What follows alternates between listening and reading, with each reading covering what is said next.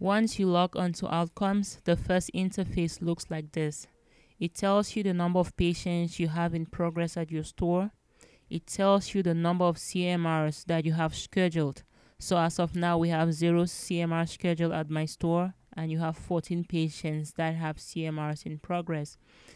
Right down here, you see a list of patients that are eligible for CMRs at this point. So you just have to click on the patient's name on this list and start a CMR for them. If there is a patient that is not on the list and you think the patient absolutely needs a CMR, you can search for them by last name right up here. You just type in their last name and their date of birth. Now we are ready to schedule a CMR for our first patient.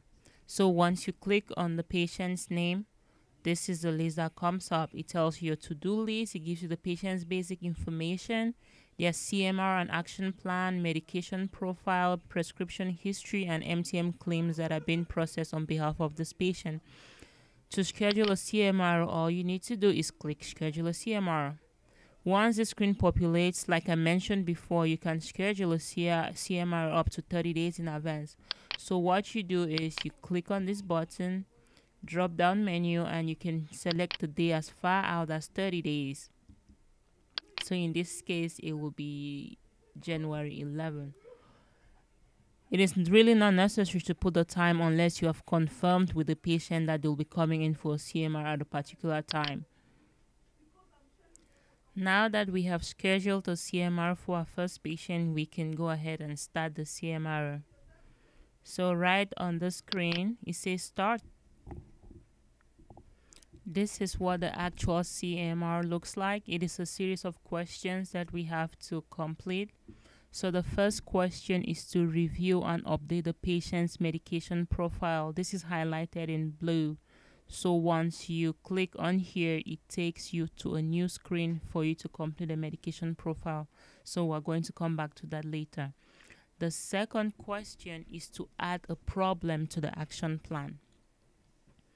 Now, if a patient is non-adherent to any medication, if a patient is not on a therapy that's supposed to be on, then you add that to the action plan. We can actually go ahead and complete this part right now. So you add a problem to the action plan. It asks you what type of problem this is. It could be related to a current medication. It could be because the patient needs drug therapy. In this case, I already know that the patient is on fenofibrate, but the patient does not have a statin. So the problem for the takeaway will be patient is on suboptimal therapy. I'll put in suboptimal therapy here. And then because of this, what would you expect the patient to do? You can tell the patient to contact their primary care physician for a statin, or you can call the pharmacy, the prescriber yourself, and tell them that the patient needs a statin. Once that information is entered, you can select Start a claim for this problem, and in this case, the problem is that the patient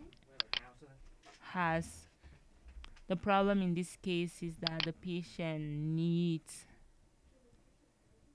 another medication, so this is suboptimal drug. Once that information is entered, you save and you close. So you can see up here that the description of the problem has been entered. The problem is with fenofibrate 130 milligrams. And what should the patient do? Contact PCP for a statin. Let me put in primary care for a statin. So once that is done, you can move on to the next part of the CMR. The date the CMR was completed, you put in the date it was completed. Question 4, who was the CMR delivered to? Normally it's delivered to the patient, but on occasions a caregiver or a parent may come in. So when you deliver the CMR, you click on the drop down box and you have a list of other people that the CMR could have been delivered to. So in this case, you can select whoever you delivered it to. In this case, I'm going to select the patient. And then the next thing is for you to verify the patient's address. Because you will be mailing the takeaway to the patient, you have to make sure that you have the correct address on file. So you verify that the patient's address is correct. If it is incorrect,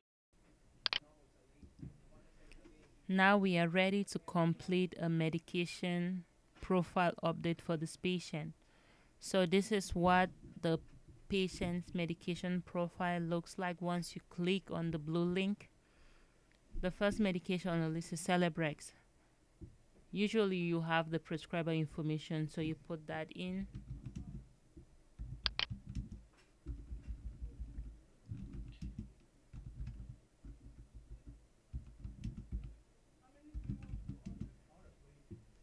Then the directions for use. This is an avenue for intervention.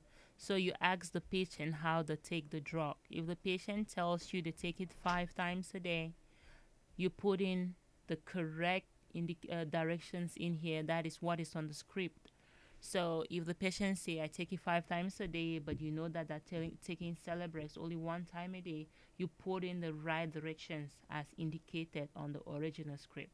And then because it's possible the patient may make a mistake, there will be room for an intervention. So you go in here and then you add a problem. Click on add a problem, and then you say that the patient is taking medication 5 times a day. So that will be a problem. But the basic thing here is you have the prescriber information, you have the directions for use, you ask the patient what they're taking it for, and then you select that condition.